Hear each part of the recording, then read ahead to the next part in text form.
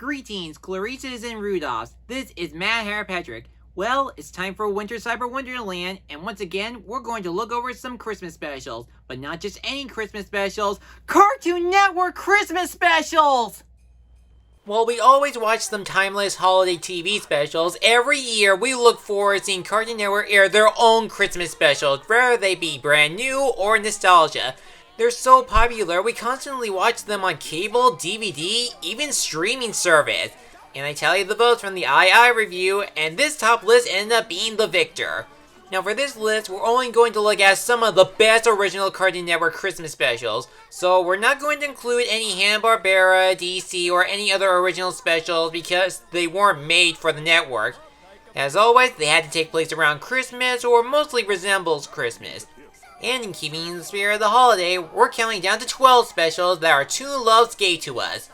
So let's limbo with our llamas and climb up the stickiest fruitcake we can find. Oh, I didn't make those up. Those things existed on the channel. This is the top 12 Cartoon Network Christmas specials.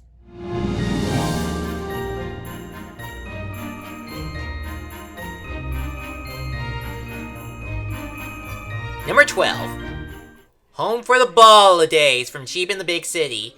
If you're like me, you're probably familiar with Sheep in the Big City, an underrated Cartoon Network show where the humor is more satirical and the tone is known for capturing the homage of the comedy from the old Rocky and Bullwinkle cartoons. Even though Christmas is not mentioned in the title, there is a certain holiday spirit towards it. Instead, the Big City celebrates an on-sale holiday called Clearance Day, where everything is half the price or less. Sheep, the main character of the show, decides to visit his old owner's home, Farmer John, for the celebration while trying to avoid his arch enemies like Lisa Rental and General Pacific. The way the humor works is that it pokes fun of every holiday traditions, as well as the pros and cons of everything being on sale. The people are just so happy about it, down to the point that they make an entire song dedicated to it. Clearance Day, goody goody hip hooray. Clearance Day. You do know we had to wait in long lines and beat the heavy traffic to get our presents. Georgie, where's your Clearance Day spirit? You're right, I'm sorry. And you want to know how it all started? It's because some redundant guy named Clarence Von Clearance put it on an empty calendar where it ironically has no holiday to celebrate on a Pacific Day, resulting in the agony on going to the mall for shopping, false advertisement, and using an anvil instead of a Christmas tree to leave gifts underneath. The show is also known for its literal humor with characters such as General Pacific and a robot called the Plot Device, and the one that only appears in this episode still gets some big laughs. Bah, humbug! Let me get that for you, sir. Thank you, Private Public. It's wacky and hilarious. Home for the Holidays is a fun seeing special for only half the price. Are we done yet?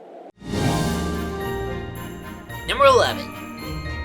The Powerpuff Girls twist the fight before Christmas. Already on this list, we are introducing to some of the action Christmas specials.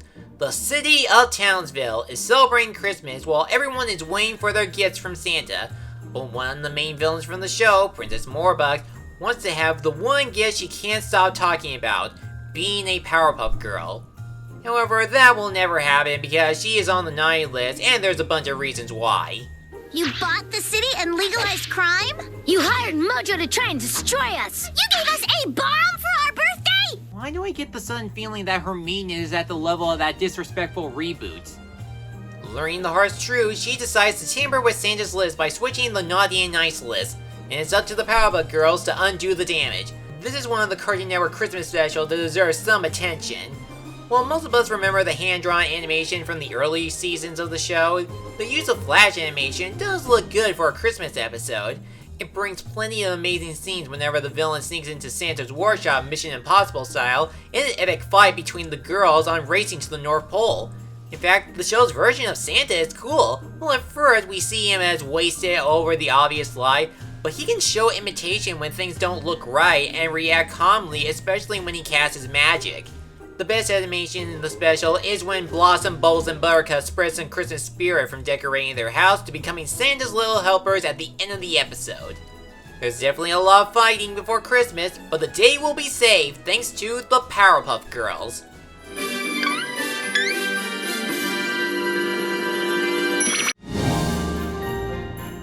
Number 10. 'Twas the Night from Johnny Bravo.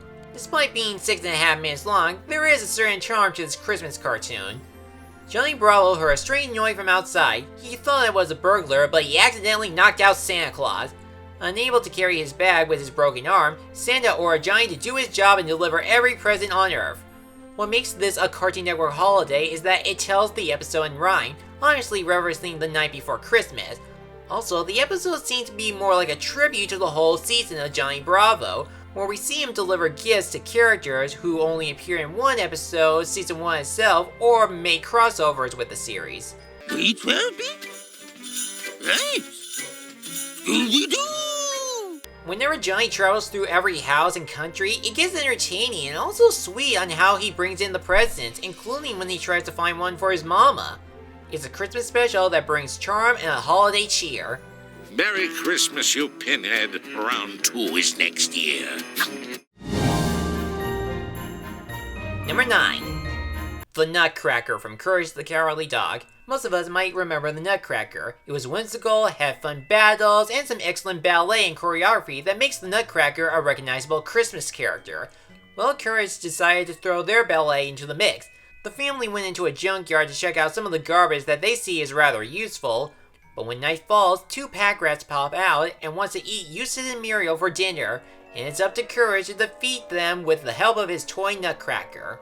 Although it's an 11-minute cartoon, it manages to pay tribute to the Nutcracker story with the obvious toy, and the rats are considered the main villains in most adaptations.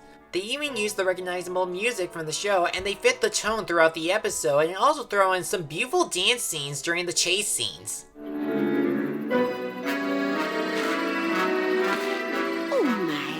With each obstacle or battle against the rats Courage has to face, his Nutcracker manages to help him save the day. It may not be one of the scariest episodes from the show, but it's a nice adaptation that will give us sugar plums dancing in our heads.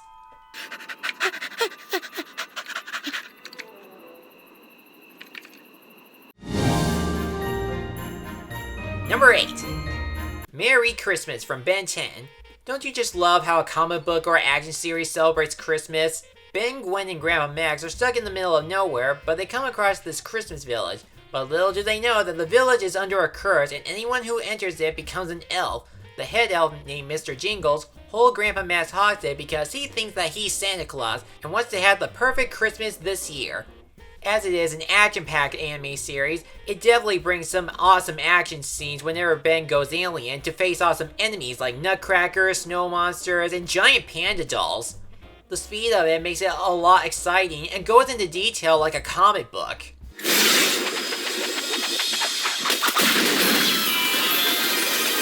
The Christmas Village itself is a creative location, from the decorations to the workshops. There's a lot of development from it, especially with the villain and the elf that helps Ben and Gwen on their quest. And since some Christmas specials have to have a moral, it's a really nice one about you don't have to have a perfect Christmas. Throw in Christmas in summer and you have a pretty good Ben 10 episode to check out. Oh, what fun it is to ride in an air-conditioned sleigh. Number 7. A Lost Claus from Foster's Home for Imaginary Friends. You have heard stories like this before, but this one tells it in a magical way. Mac and Blue are celebrating Christmas at Foster's Home for Imaginary Friends for the first time ever. But when they encounter some imaginary Santas, Mac believes that Santa Claus isn't real. Not feeling satisfied with the results, Blue and Mac decide to go through a few tests like going down the chimney and getting a specific gift they want in order to prove that Santa Claus is real. Yeah, we hear stories about people not believing in Santa Claus, like the Polar Express or the Yes Virginia special, but this one knows how to make it unique from beginning to end.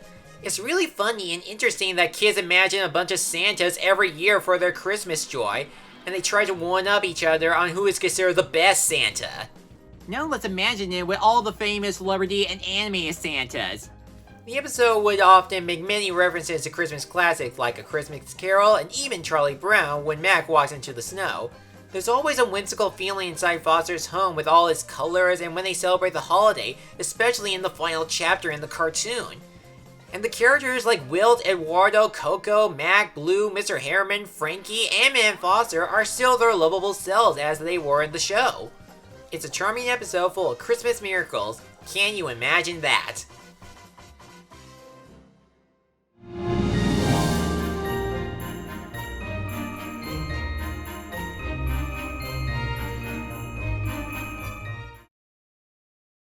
Thanks for watching this video. If you enjoyed this, feel free to like, comment, and subscribe me for a new review and other project every week. I'll see you soon.